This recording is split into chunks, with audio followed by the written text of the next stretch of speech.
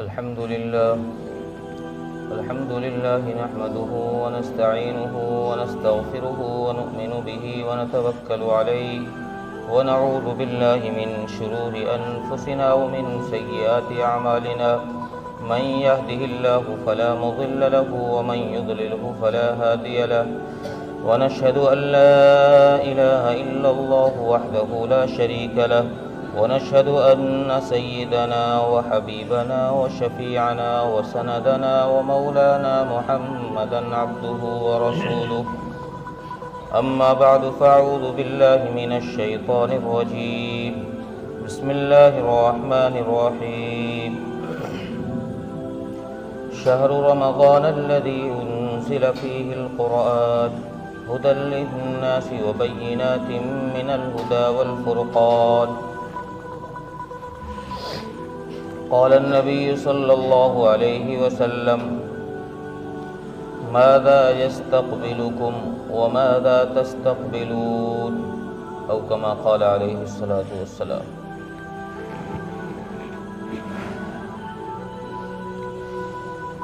محترم عزیزو، بزرگو، غیور نوجوان دوستوں اور بھائیوں،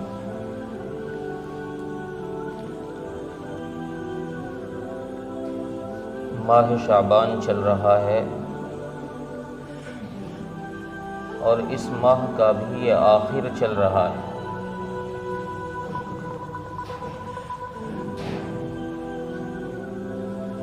اس ماہ میں اگلا جمعہ اور ہے، اس کے بعد وہ مقدس مہینہ رمضان المبارک کا شروع ہو رہا ہے۔ اسلام نے سال کے 12 مہینے متعین کیے ہیں جو محرم سے شروع ہوتے ہیں اور ذی الحج پر جا کر ختم ہوتے ہیں۔ ان 12 مہینوں میں اللہ تبارک و تعالی نے کسی مہینے کا تعارف نہیں فرمایا۔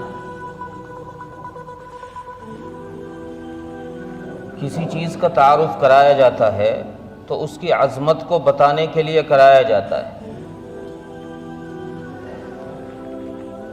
کسی چیز کو کمپنی جب باہر لے کر آتی ہے، مارکیٹ میں لے کر آتی ہے، تو کمپنی اس کا تعارف کراتی ہے، انٹروڈکشن۔ وہ اس لیے کیا جاتا ہے تاکہ لوگوں کے سامنے اس چیز کے فوائد، اس کی بہتری، اس کی عظمت لوگوں کی نظروں کے سامنے ہو، تاکہ لوگ اس کی قدر کریں، اس کو استعمال کریں، اس کو خریدیں۔ اس لیے کمپنی تعارف کراتی۔ اللہ تبارک و تعالی نے 12 مہینوں میں سے صرف رمضان المبارک کا تعارف قرآن مقدس کے اندر کرایا ہے، 11 کا نہیں کرایا۔ وہ اس لیے کہ رمضان کی عظمت کو بتانے کے لیے کہ رمضان کتنا مقدس مہینہ ہے، کتنا عظمتوں اور برکتوں والا مہینہ ہے، اس کی عظمت کو بتانے کے لیے اللہ تبارک و تعالیٰ نے قرآن کریم میں اس کا تعارف فرمایا، شہر رمضان الذی انزل فیہ القرآن، کہ یہ اتنا بابرکت مہینہ ہے کہ ہم نے قرآن جیسی مقدس کتاب کو اس میں نازل فرمایا۔ اس سے رمضان المبارک کی عظمت بتائی جا رہی ہے، اس کا تعارف کرایا جا رہا ہے۔ تعارف کیوں کرایا جا رہا ہے؟ تاکہ لوگ اس ماہ مبارک کو عام مہینوں کی طرح نہ گزار دیں۔ جیسے 11 مہینے انہوں نے گزار دیے ہیں لاپرواہی میں، غفلت میں، سستی میں، گناہوں میں، احکامات کو توڑنے میں، سنتوں کو چھوڑنے میں، جیسے 11 مہینے کی ان کی زندگی ہے، اس 11 مہینے کی زندگی سے رجوع کر کر یہ صحیح راستے پر آ جائیں تاکہ اس ماہ مبارک کی قدر ہو جائے۔ اس لیے اللہ تبارک و تعالیٰ نے تعارف کرایا۔ اور رمضان کا استقبال یہ ہے، رمضان کا خیر مقدم یہ ہے۔ آج کی تقریر کا عنوان بھی رمضان کا استقبال ہے۔ عرب کا دستور یہ تھا کہ ان کے یہاں جب کوئی مہمان آتا تو وہ اہلا و سہلا کا جملہ استعمال فرماتے، مرحبا کا جملہ استعمال فرماتے، خوش آمدید، آپ کا آنا مبارک ہو، ہم آپ کے آنے سے دکھی نہیں ہیں، ہمارا دل آپ کے آنے سے خوش ہے۔ تو استقبال رمضان میں بھی ہم یہ ثابت کریں کہ رمضان کے آنے سے ہم دکھی نہیں ہیں، ہمارا دل رمضان کے آنے سے خوش ہے۔ دل خوش کیسے ہے؟ اس کے استقبال کے لیے ہمیں یہ کرنا ہے، سب سے پہلی بات کہ ہم اس رمضان المبارک کو اپنی زندگی کا آخری رمضان سمجھیں۔ انسان کو جب یہ امید ہوتی ہے کہ یار نہیں ابھی تو اور بھی زندگی باقی ہے، پھر دیکھ لیں گے، تو پھر ماحول کچھ اور ہوتا ہے، اس کی زندگی کا گزارنے کا طریقہ کچھ الگ ہوتا ہے۔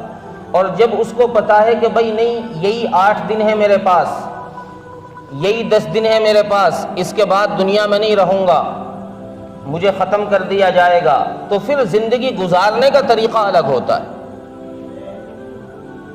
حجاج اکرام حج پر جاتے ہیں 40 دن کے لیے، ان 40 دنوں میں شروع کے دن کا ماحول کچھ الگ ہے، اور جب آنے کے دن قریب ہو جاتے ہیں اس کو پتہ ہے مجھے 2 دن بعد واپس ہونا ہے، پھر ماحول کچھ الگ ہو جاتا ہے،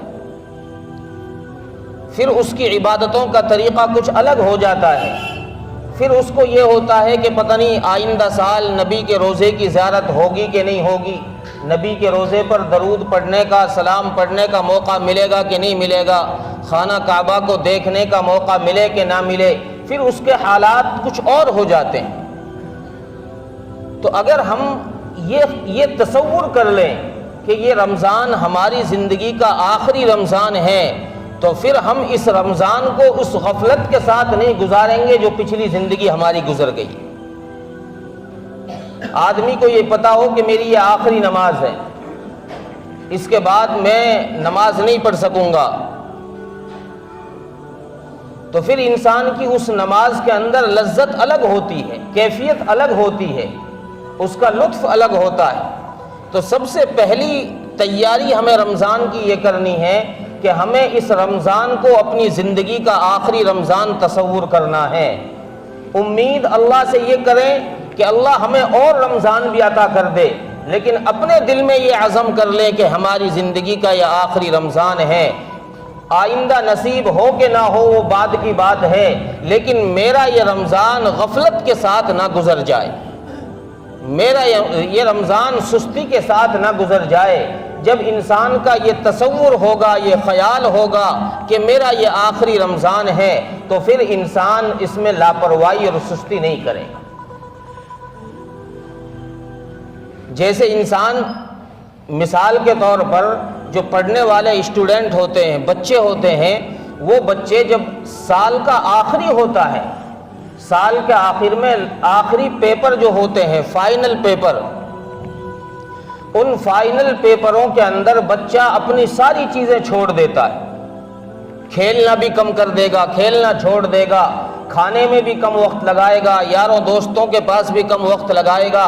اور چھوٹے چھوٹے بچوں کا بھی جب آخری سال کا پیپر ہوتا ہے تو ماں باپ دوسرے لوگوں سے، رشتہ دار جو ان کو اپنے یہاں بلاتے ہیں، ان سے یہ کہہ کر معذرت کر دیتے ہیں کہ ہمارے بچوں کے پیپر چل رہے ہیں، بعد میں دیکھ لیں، بچوں کے پیپر چل رہے ہیں۔ ان کو پتا ہے کہ یہ آخری پیپر ہے، اگر اس پیپر میں بچہ فیل ہو گیا تو اگلا سال اس کا بیکار ہے، اگر کسی ایک پیپر میں بھی رہ گیا، فیل ہو گیا، تو اس کا یہ اگلا سال خراب ہو جائے گا، اگلے سال یہ آگے نہیں بڑھ پائے گا، اگلے سال یہ ترقی نہیں کر پائے گا۔ اور بڑے ایگزاموں میں یہ ہوتا ہے بچوں کے ذہنوں میں کہ اگر میں فیل ہو گیا تو پھر جاب نہیں مل پائے گی، نوکری نہیں مل پائے گی۔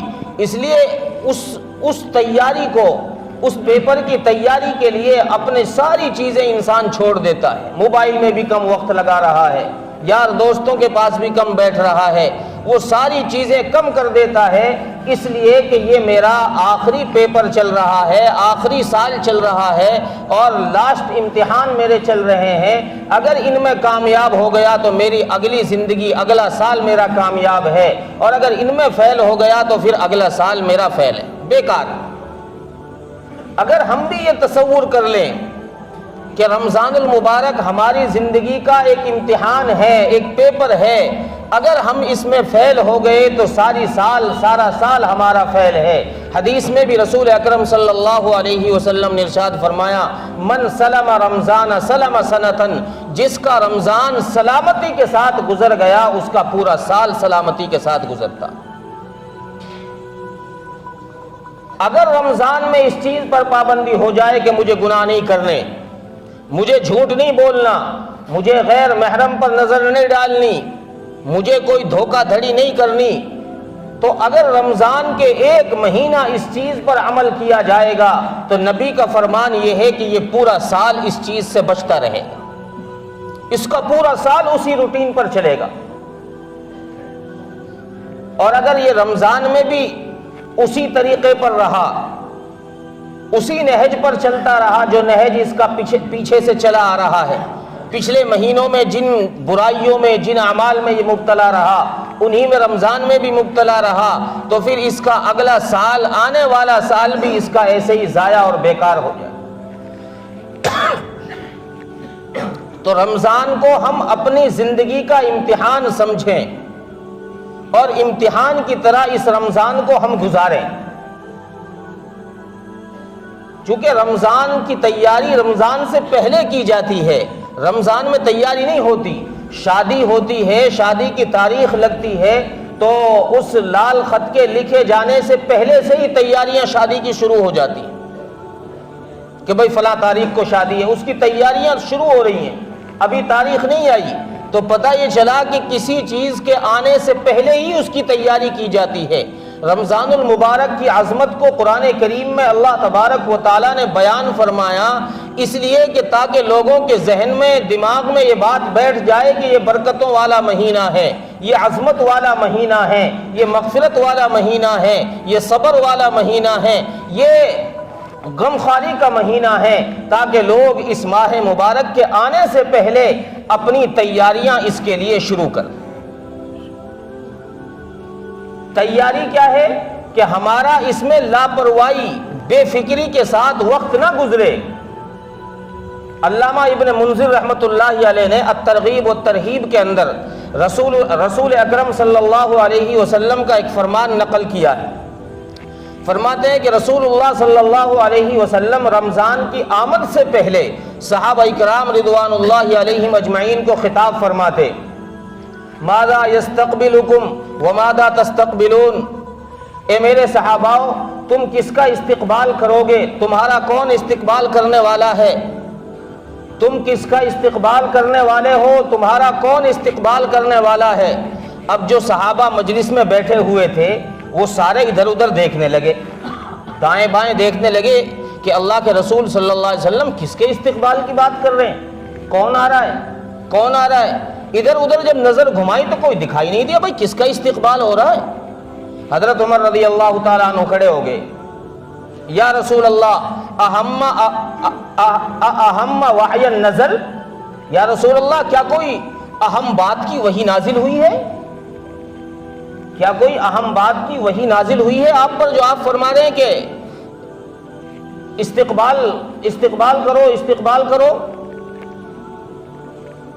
حضرت اللہ کے نبی صلی اللہ علیہ وسلم فرمائے نہیں، کوئی وحی نازل نہیں ہوئی۔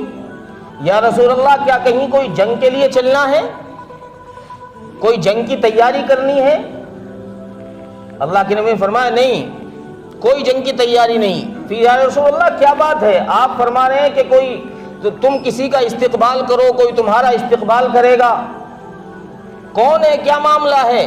آپ صلی اللہ علیہ وسلم نے ارشاد فرمایا، ان اللہ یغفر فی کل قبیلۃ، ان اللہ یغفر فی کل قبیلۃ فی اول لیلہ، اتنا عظیم مہینہ تم پر سایہ فغن ہونے والا ہے، رمضان المبارک کا اتنا عظیم مہینہ تم پر آنے والا ہے کہ اللہ تبارک و تعالیٰ اس کی پہلی رات میں سارے مسلمانوں کی مغفرت فرما دیتے.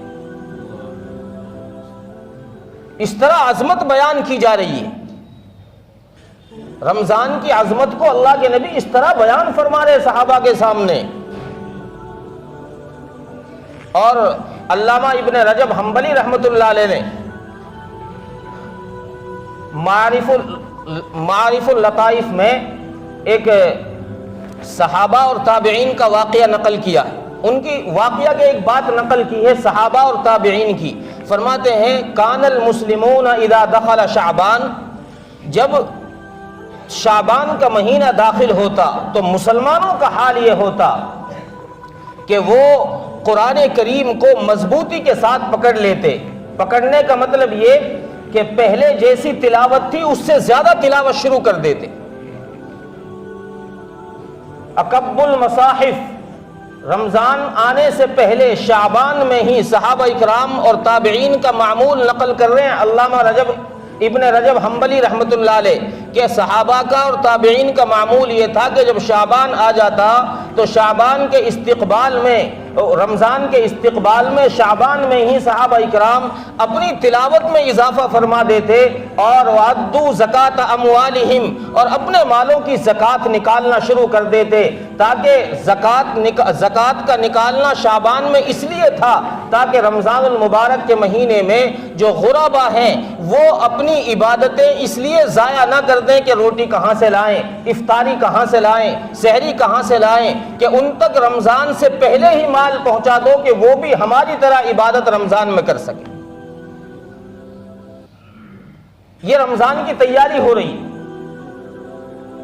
اور سب سے بڑی تیاری رمضان المبارک کی یہ ہے، سب سے بڑی تیاری یہ ہے کہ ہم رمضان المبارک کے آنے سے پہلے اپنے دلوں کو صاف کر لیں. یہ سب سے بڑی تیاری ہے، چونکہ اس گندے دل کے اندر اگر دل میں گندگی رہی تو اللہ تبارک و تعالیٰ اس میں نہ نور عطا فرمائیں گے نہ تقویٰ آئے گا. اس میں کوئی چیز داخل نہیں ہو سکتی.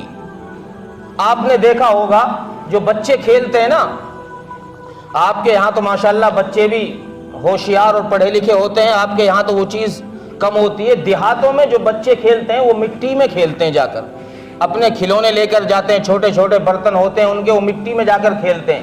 جب وہ کھیل کر تھک جاتے ہیں تو پھر بھاگے ہوئے ماں کے پاس آتے ہیں، اماں ہمیں کھانا دے دو، پانی دے دو، دودھ دے دو، جو بھی ان کو بھوک لگتی ہے وہ وہی برتن بعض دفعہ اٹھا کر لے کر آ جاتے ہیں. اماں اس میں ہمیں پانی دے دو، تو اماں کہتی ہے کہ بیٹا پہلے اسے صاف تو کر لو، پہلے اسے دھل لو، تب اس میں کھانا لینا، تب اس میں دودھ لینا، تب اس میں پانی لینا. اللہ تبارک و تعالیٰ بھی گویا بندے سے یہ کہہ رہے ہیں کہ بندے رمضان آ رہا ہے، اس گندے دل کو رمضان کے آنے سے پہلے صاف کر لے، تو توبہ کر لے، سب کی طرف سے معافی مانگ لے تاکہ تیرے اس دل میں نور بھر جائے، رمضان کی برکتیں بھر جائے. چونکہ گندگی، علم اللہ کا نور ہے، تقوی اللہ کے نور کا نام ہے. یہ دل میں اسی وقت آ سکتا ہے جب دل صاف ہوگا. اور اگر دل کے اندر گندگی رہی، کسی کی طرف سے کینہ، حسد، بغض، جلن، یہ سب چیزیں رہی تو پھر اس دل میں کوئی چیز خیر کی اللہ کی طرف سے داخل نہیں ہوگی. ہم نے بچپنے میں کیا، جب ہم عالمیت کا کورس کر رہے تھے، ایک کتاب میں حضرت امام شافعی رحمۃ اللہ علیہ کا واقعہ نقل کیا. حضرت امام شافعی کتنے بڑے امام ہیں، مشہور امام ہیں. ان کے استاد تھے وکی. تو حضرت امام شافعی رحمۃ اللہ علیہ نے اپنا واقعہ نقل کیا کہ میں جب سبق یاد کرتا تھا تو سبق میں شام کو یاد کرتا، جب استاد کے پاس صبح سنانے جاتا تو میری ساری محنت جو شام کو کی میں نے وہ صبح صاف ہو جاتی، بھول جاتا میں سبق. استاد کے پاس بیٹھتے ہی وہی غلطی آنی شروع ہو جاتی. میں نے کچھ دن یہ دیکھا، محنت کرتا رہا. جب میرا معاملہ نہیں بنا تو میں نے استاد جی سے جا کر شکایت کی. ان کی شکایت کتاب کے اندر نقل کی. شکوت الی وکی سوء حفظی فاوصانی الی ترک المعاصی فإن العلم نور من الہی ونور اللہ لا یعطى لعاصی. حضرت امام شافعی رحمۃ اللہ علیہ نے اپنے استاد جی سے جا کر کہا کہ استاد جی میں شام کو یاد کرتا ہوں، صبح آپ کو سناتا ہوں تو بھول جاتا ہوں۔ استاد صاحب نے وصیت کی، استاد صاحب نے نصیحت کی، فَأَوْصَانِي إِلَىٰ تَرْكِ الْمَعَاصِي، بیٹا گناہ چھوڑ دے، بیٹا گناہ چھوڑ دے۔ کیوں استاد جی؟ اس لیے کہ علم اللہ کا نور ہے اور اللہ اپنے نور کو کسی گنہگار کو نہیں دیتا۔ تو اللہ کا نور اس گندے دل میں نہیں آئے گا، پہلے دل کو صاف کرنا پڑے گا۔ جب دل صاف ہو جائے گا، سب کی طرف سے توبہ ہو جائے گی، جب سب سے ہم معافی مانگ لیں گے رمضان سے پہلے، تو رمضان کی برکتیں ہمیں نصیب ہوں گی۔ اور اگر ہم نے سب سے معافی نہیں مانگی، کسی کی طرف سے دل میں کینہ، حسد، بغض رہا، تو پھر ہماری رمضان کی عبادتیں بیکار چلی جائیں۔ تو اس لیے سب سے بڑی تیاری، رمضان کی سب سے بڑی تیاری یہ ہے کہ ہم رمضان کے آنے سے پہلے اگر ہم سے کوئی غلطی نہ بھی ہوئی ہے کسی کے ساتھ میں، ہم پھر بھی جا کر اس سے معافی مانگ کہ بھائی مجھے معاف کر دیں، کہا سنی ہو گئی ہوگی، میرا پڑوسی ہے، میں نے کبھی کوئی غلط کہہ دیا ہو، کوئی اونچی نیچی بات میں نے آپ سے کر دی ہو، کوئی آپ کا حق مجھ پر رہ گیا ہو، جا کر اس سے معافی مانگ لیں، گلے ملیں، اس سے مصافحہ معانقہ کریں اور دل کو صاف کر لیں، چونکہ یہ دل کا صاف کرنا بہت بڑا عمل ہے، بہت بڑا عمل ہے، اس سے بڑا عمل کوئی نہیں ہے۔ وہ مشہور حدیث، ایک صحابی مسجد نبوی میں داخل ہوئے، آپ صلی اللہ علیہ وسلم نے ارشاد فرمایا کہ ایک جنتی اس دروازے سے آئے گا، آپ نے بارہا سنی ہے۔ اس صحابی کو جو حضرت عبداللہ بن عمر بن عاص رضی اللہ عنہ ان کا پیچھا کرنے کے لیے گئے کہ میں دیکھوں جا کر کون سا اتنا بڑا عمل کرتے ہیں یہ، تو حضرت عبداللہ بن عمر بن عاص رضی اللہ عنہ یہ وہ صحابی ہیں، 1.25 لاکھ صحابہ میں ان سے بڑا عبادت گزار کوئی نہیں ہے۔ 1.25 لاکھ صحابہ میں عبداللہ بن عمر بن عاص رضی اللہ عنہ سے بڑا عبادت گزار کوئی نہیں ہے۔ ان کی عبادت کا لکھا ہے کتابوں میں کہ یہ ساری رات نوافل پڑھتے تھے، سارا دن روزہ رکھتے تھے اور صبح سے شام تک ایک ختم کیا کرتے تھے، ایک قرآن پڑھا کرتے تھے۔ یہ ان کی عبادت کا حال تھا۔ تو ان کے دل میں یہ خیال آیا کہ یار مجھ سے زیادہ عبادت کون کرتا ہوگا، جنت کی بشارت مجھے ملنی چاہیے تھی، یہ ان کو مل گئی ہے، اللہ کے نبی ان کے بارے میں کہہ گئے ہیں۔ تو یہ دیکھنے جب گئے اور انہوں نے 3 دن جا کر ان کے گھر میں دیکھا کہ یہ تو عشاء پڑھ کے آتے ہیں اور اللہم بسمک منہ تو پڑھ کر سو جاتے ہیں، فجر پڑھتے ہیں جا کر، ان کا کوئی عمل ہے ہی نہیں۔ تو انہوں نے تیسرے دن جب پوچھا کہ بابا جی آپ کیا کرتے ہیں، چاچا آپ کیا کرتے ہیں، آپ کے پاس ایسا کون سا عمل ہے؟ میں نے کوئی عمل نہیں دیکھا ایسا خاص کہ اللہ کے نبی صلی اللہ علیہ وسلم نے آپ کو جنتی ہونے کی بشارت دی ہے۔ تو انہوں نے فرمایا کہ بیٹا یہی عمل ہے جو تو نے دیکھ لیا؟ نہیں بابا، یہ چل دیے وہاں سے، ان کے دماغ میں بات تو نہیں آئی، ان کا ذہن مطمئن نہیں ہوا کہ یار یہ بھی کوئی عبادت ہے جس پر جنت کی بشارت مل رہی ہے۔ جب یہ جانے لگے تو دروازے سے اس بابا نے بلایا، اس صحابی نے بلایا کہ بیٹا ادھر آؤ۔ وہ آئے، عبداللہ بن عمر بن عاص آئے اور ان سے کہا کہ بیٹا تمہیں راز کی بات بتاؤں؟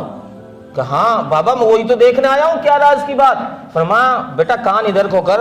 ان کو اپنے قریب بلایا اور فرمایا بیٹا راز کی بات یہ ہے کہ جب میں سوتا ہوں تو میں اپنا دل سب کی طرف سے صاف کر کے سوتا ہوں۔ اللہ اکبر، اللہ، میں اپنا دل سب کی طرف سے صاف کر کے سوتا ہوں۔ حضرت عبداللہ بن عمر بن عاص چونک پڑے، ہادا ہوا، چونک پڑے، ہاں یہی تو ہے وہ جس کی وجہ سے رسول اکرم صلی اللہ علیہ وسلم نے آپ کو جنتی ہونے کی بشارت دی ہے، یہی چیز تو ہے، یہ میں نہیں کر سکتا۔ اتنا بڑا تہجد گزار، اتنا بڑا عبادت گزار صحابی کہہ رہا ہے کہ یہ کام میرے بس کا نہیں ہے، میں نہیں کر سکتا۔ تو یہ دل کا صاف کرنا بہت بڑا عمل ہے، ہر ایک کے بس کی بات نہیں ہے۔ اس لیے رمضان المبارک کے آنے سے پہلے توبہ استغفار، اللہ کے حضور میں سچی توبہ کر لے اور حقوق العباد کا معاملہ نہ اٹک جائے۔ اس لیے حقوق العباد کو اپنے بھائیوں، اپنے قریبی پڑوسی رشتہ داروں یار دوستوں سے جا کر دعا سلام کر کر، مصافحہ معانقہ کر کر ان سے صلح صفائی کر لیں کہ بھائی رمضان آ رہا ہے، آپ کا رمضان بھی ضائع نہ ہو، میرا رمضان بھی ضائع نہ ہو، آپ مجھے اللہ کے لیے معاف کر دیں، میں نے اللہ کے لیے آپ کو معاف کر دیا۔ اگر ہم یہ کام کر لیں گے تو یہ رمضان کی سب سے بڑی تیاری ہوگی اور ہمارا رمضان انشاءاللہ صحیح سالم گزرے گا۔ اللہ تبارک و تعالی عمل کی توفیق عطا فرمائے۔ وآخر دعوانا ان الحمد للہ رب العالمین۔